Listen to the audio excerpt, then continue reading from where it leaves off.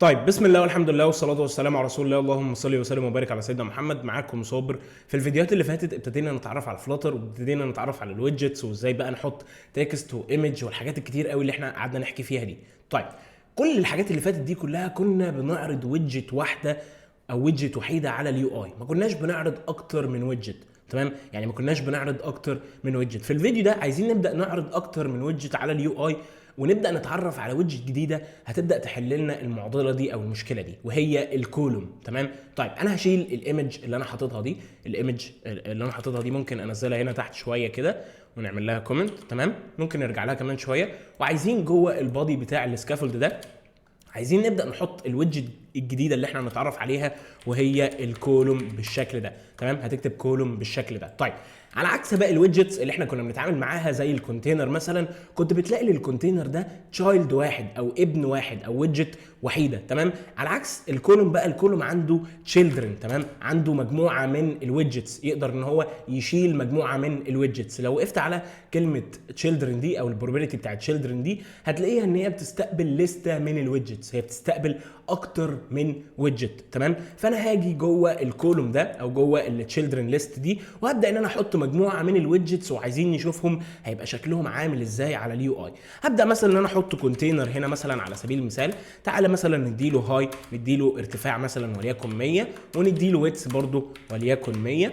وتعالى يا عم نديله كلر حلو كده، نيجي نقول له كلرز دوت مثلا جرين او حاجه. تمام، نخليه باللون الاخضر. طيب وهاجي احط ويدجت تانية برضو، ممكن ناخد نفس الكونتينر ده ونخليه مثلا اللون بتاعه مثلا يكون يلو بالشكل ده، اللون الاصفر. تعال نخلي الويتس بتاع ده مثلا ايه، او تعال نخلي ده 150 مثلا، وده 150 برضو، وده نخليه 150 في 150. تمام، بالشكل ده.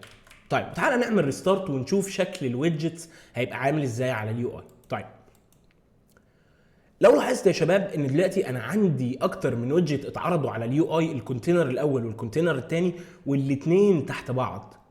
ده نفهم من كده بقى ان الكولوم بيحط العناصر اللي جوه التشيلدرن ليست دي، بيحطها تحت بعض، بيحطها بشكل متتالي كده تحت بعض. يعني لو حطيت كونتينر تاني مثلا وخليته باللون الاحمر، خليته باللون الريد بالشكل ده، وجيت سيفته وعملت ريستارت، هلاقي ان الكونتينر الاحمر ده اتضاف تحت هنا.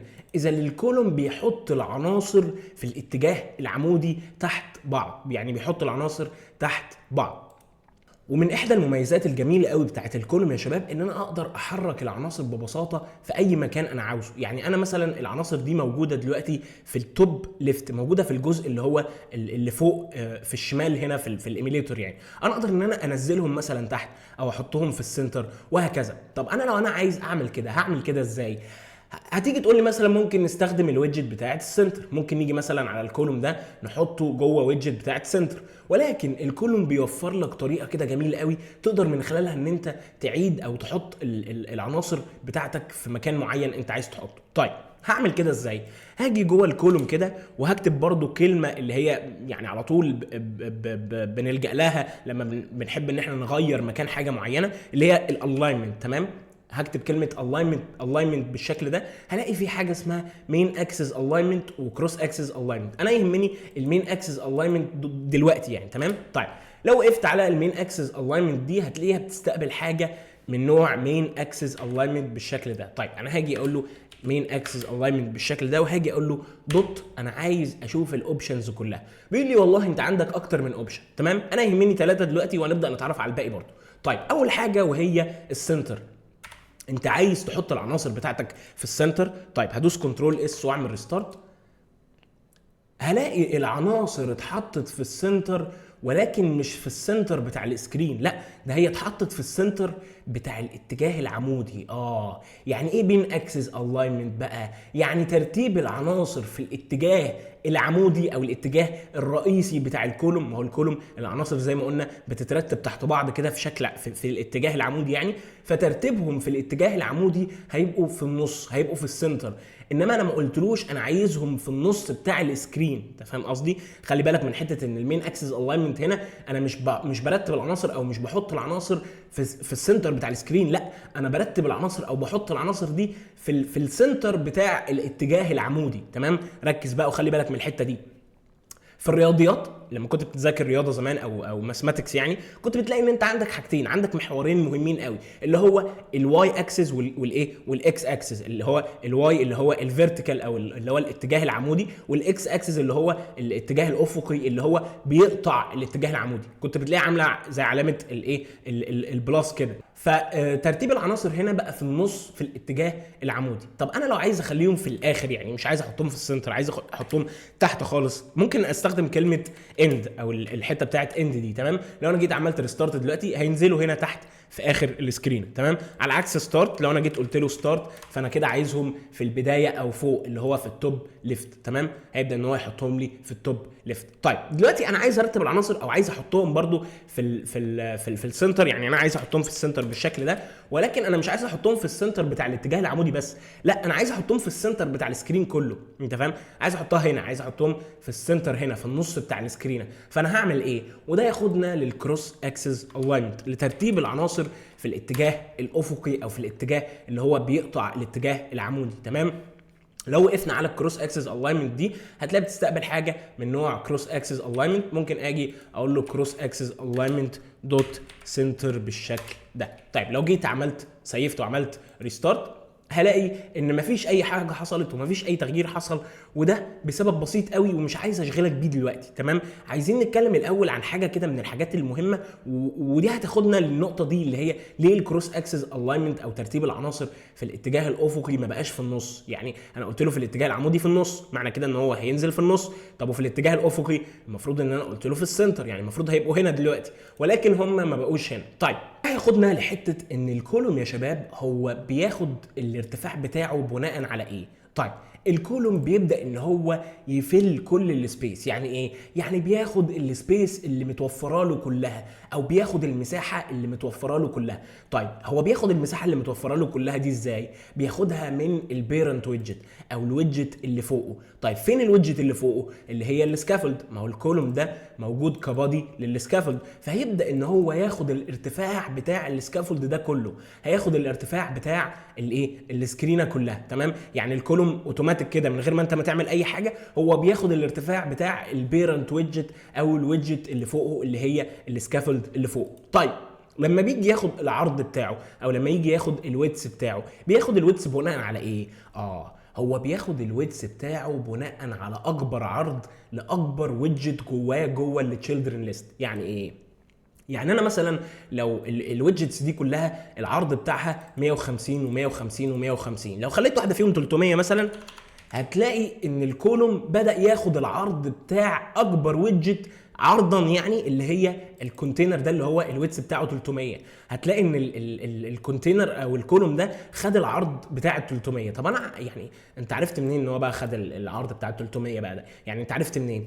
وده يا شباب ياخدنا لحته الانسبكتور. احنا عايزين نبدا نشوف العرض الطبيعي او العرض اللي المفروض الكولوم ده هياخده. انت بتضحك علينا يا عم، انت عرفت منين ان هو 300 ان هو ياخد اكبر عرض الاكبر ويدجت موجوده؟ طيب انا هاجي اروح ادوس على علامه السيرش اللي موجوده فوق ده، اللي موجوده فوق في البتاع بتاعت الرن والحاجات دي كلها. طيب هدوس عليها هيفتح لي حاجه اسمها ويدجت انسبكتور. تمام، هيفتح لي حاجه اسمها ويدجت انسبكتور. انا اقدر من هنا يا شباب ان انا اعمل اوفرلاي على كل الحاجات اللي موجوده او كل الويدجتس اللي موجوده، واقدر ان انا اشوف المقاسات بتاعتها والاحجام بتاعتها والحاجات دي كلها. طيب انا هقف على الكولوم كده اهو، هتلاقي بيقول لك ان الكولوم بتاعك الويدث بتاعه، الكولوم بتاعك ده الويدث بتاعه 300. اذا الكولوم خد ويدث 300، هو خد اكبر عرض لاكبر ويدجت موجوده. خلاص شكرا، مش عايزين الانسبكتور تاني، ممكن نقفله. طيب تعالى نقفله تاني. فهو خد اوتوماتيك على طول اكبر عرض لاكبر ويدجت موجوده جواه. اذا الكولوم يا شباب الارتفاع بتاعه بيبدا يتحدد بناء على البيرنت ويدجت موفره له طول قد ايه او ارتفاع قد ايه، وعلى اساس ده الكولوم بيبدا ان هو ياخد الارتفاع بتاع البيرنت بتاعه او الايه الاب بتاعه او الويدجت اللي هي فوقيه اللي هي السكافولد في حالتنا دي. فيبدا الكولوم ده ياخد الارتفاع بتاعه كلها. طب ولما تيجي حته العرض، لا الويدث بقى ساعتها بيبدا الكولوم يعتمد على نفسه ويعتمد على الابناء بتاعه، فيبدا يخش يشوف الويدجتس بتاعته كلها ويبدا ياخد اكبر عرض لاكبر ويدجت موجوده. دلوقتي بعد ما عرفنا ان الكولوم على طول بيبدا ياخد الويدث بتاع اكبر تشايلد موجود جواه، طب ليه بقى الكروس اكسس الاينمنت لما انا قلت له انا عايز ارتب العناصر في الاتجاه الافقي في النص، ما بدأش ان هو يحط الكولوم ده كله في النص بتاع السكرينه في الاتجاه الافقي. وده ناتج يا شباب عن ان ترتيب العناصر في الكروس اكسس الاينمنت هنا بيرجع للويدث بتاع الكولوم. يعني ايه؟ يعني هو الويدث ده لو ب 150 وجيت انا عملت ريستارت، هو هيبدا يحط العناصر في النص بتوع ال 150. يعني طب انا خليتهم 200 مثلا كده اهو، هيبدا ان هو يحط العناصر في النص بتوع الايه ال 200. يعني لاحظ ان الاصفر والاحمر دول انتقلوا كده، تمام؟ يعني معنى كده ان انا لو عايز اخليهم بقى في النص، انا ممكن مثلا اخلي الكونتينر ويتس ده مثلا بدل ما هو 200 اخليه 500 مثلا او 600 او حاجه كبيره، واعمل ريستارت، هيبدا ان العناصر دي كلها تتحط في النص بتاع السكرين. طيب هو ما فيش حل غير ده؟ لا، ممكن ببساطه ان انت تخلي دي 150 زي ما هي، وتحط الكولوم ده كله جوه مثلا كونتينر. الكونتينر ده مثلا الويتس بتاعه 500 وليكن، تمام؟ بالشكل ده. فتبدا العناصر كلها تتحط مثلا فين؟ في النص، عشان هو دلوقتي هيبدا ان هو يرتب او يحط العناصر في النص بتاع الايه؟ بتاع ال 500، تمام؟ طب يا عم هو مفيش طريقه تانية اسهل؟ يعني بدل ما انا استخدم كونتينر وادي له ويتس 500 والحاجات دي كلها، ما ينفعش مثلا ادي له طريقه بطريقه اسرع كده شويه احطهم في النص على طول؟ ينفع. ممكن تستخدم الويدجت الجميله بتاعت سنتر، وعلى اساسها هيبدا ان هو يحط العناصر كلها في السنتر. طيب تعالى نعمل ريستارت، هيبدا يحط العناصر بتاعته كلها في السنتر وهتفضل زي ما هي والدنيا تمام. وده ببساطه يا شباب هو الكولوم. دي الافكار البسيطه قوي قوي بتاعته دي. وتقدر هنا في الكولوم طبعا تحط اي عناصر انت عايز تحطها، يعني مش شرط تحط كونتينر، لا، هي التشيلدرن دي هي لسته من الويدجت، يعني بتاخد اي لسته من الويدجت في الدنيا. يعني ممكن ابصيله هنا تكست، ممكن احط كلمه تكست هنا او احط الويدجت بتاع التكست هنا، هيبدا ان هو يحط لي تكست هنا. تعال نعمل ريستارت.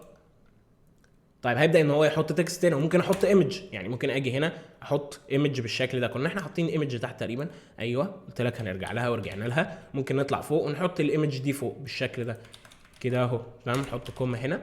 بتفصل ما بين كل عنصر وعنصر تاني بالكوما، تمام؟ يعني بتيجي تحط عنصر وبعد كده او ويدجت وتيجي تفصل ما بينها وما بين اللي بعدها بالكوما دي، تمام؟ نفس الليسته العاديه، يعني اكنك بتعمل مثلا ليسته اوف سترينج، فاهم؟ يعني تيجي تعمل ليسته ليست مثلا اوف انتجر او حاجه نمبرز مثلا، وتيجي تقول له بيساوي 1 و1 و2، تيجي تفصل بعدها بكوما كده 3 وهكذا، تمام؟ 3 وهكذا، تمام؟ فبتفصل ما بين العناصر وبعضها بالكوما. وده ببساطه يا شباب هو الكولوم. وهو هنا جايب لنا ايرور لان انا دلوقتي عملت الارتفاع بتاع الشاشه مش مقضي الصوره، الارتفاع بتاعها عالي قوي، فممكن ان انا اقلل الهاي ده نخليه 200 لحد ما نعرف قدام ازاي نحل مشكله زي دي. بس كده.